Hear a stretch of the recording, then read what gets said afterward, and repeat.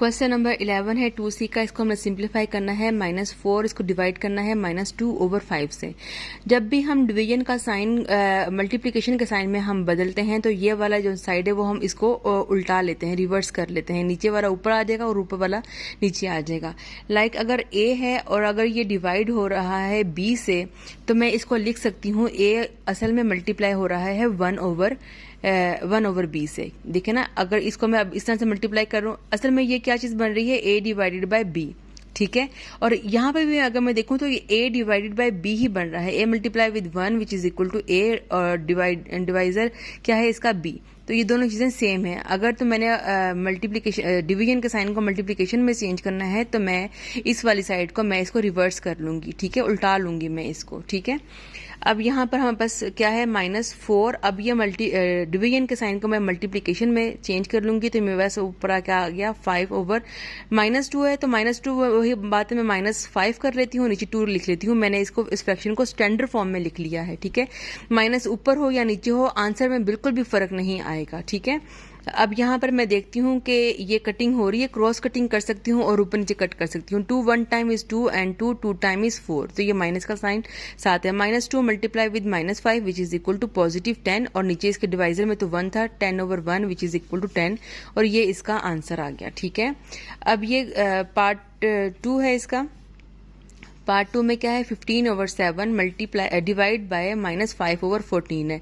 15/7 अब मैं डिवीजन के साइन को मल्टीप्लिकेशन में चेंज कर लूंगी और ये 14/5 आ जाएगा। यहाँ पे माइनस का साइन है तो मैं 14 के साथ माइनस का साइन लगा लेती हूँ। मैंने इसको उल्टा लिया है, लेकिन क्या किया है कि स्टैंडर्ड फॉर्म दोबारा इसको, यानी कि ये बन रहा था मेरे पास 14/-5 बन रहा था, मैंने इसको स्टैंडर्ड फॉर्म में लिख लिया, -14 ऊपर कर लिया है और नीचे 5 इस तरह से लिख लिया है। ठीक है, स्टैंडर्ड फॉर्म में मैंने इसे लिख लिया है। अब देखते हैं ये कटिंग हो रही है। 7 1 time is 7, 7 2 time is 14, 5 1 time is 5 and 5 3 time is 15। 3 multiply with -2 which is equal to -6। नीचे ये 1 multiply with 1 which is equal to 1 और आंसर के तौर पर हमारे पास -6 आ गया। ठीक है, अब यहाँ पर हम लोग देखते हैं पार्ट 3 में -3/8 है। मल्टीप्लाई का साइन में लगा दूंगी डिवीजन की जगह पर तो ये -4/3 हो जाएगा। ठीक है, अब मैं देखती हूँ ये फर्दर कटिंग हो रही है। 3 1 टाइम इज 3, ये कटिंग हो गया, और 4 1 टाइम इज 4 और ये 4 2 टाइम इज 8। अब -1 multiply with -1 which is equal to +1/2 multiply with 1 which is equal to 2। तो ये 1/2 इसका आंसर आ गया है। ठीक है, अब ये पार्ट 4 है। पार्ट 4 में भी हमने डिवाइड कर रहे हैं हम इसको। -4/13 है, इसको हम लोग डिवाइड कर रहे हैं -8/39 से। मैं डिवीजन के साइन को मल्टीप्लिकेशन के साइन में बदलूंगी और ये -39 कर लूंगी, डिवाइडेड बाय 8 कर लूंगी। अब मैं देखती हूँ ये कटिंग हो रही है। 4 1 time is 4 and 4 2 time is 8 आ गया। 13 1 time is 13 and 13 3 time is 39। ठीक है, अब ये -1 multiply with -1 which is equal to +3 and 2 multiply with 1 which is equal to 2, 3/2 इसका आंसर आ गया। ठीक है, पार्ट नंबर 5 है इसका। -6/15 डिवाइडेड बाय 4/35 में -6/15, यहाँ पे सेंटर में माइनस का साइन होगा तो अंडरस्टूड है कि माइनस का साइन को मैंने ऊपर लगाना है।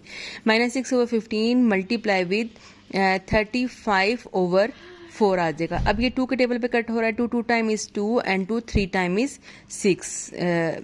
अब यहाँ पर देखते हैं ये 5 के टेबल पे कट हो रहा है। 5 3 time is 15 and 5 7 time is 35 हो रहा है। अब ये ऊपर नीचे देखें कट हो रहा है। ये 3 1 टाइम इज 3 3 1 टाइम इज 3, ये ऊपर नीचे कट हो रहा था। ठीक है, अब यहाँ पर क्या आ गया, -1 multiply with 7 which is equal to -7 divided by 1 multiply with 2 which is equal to 2। तो ये इसका आंसर हो गया है।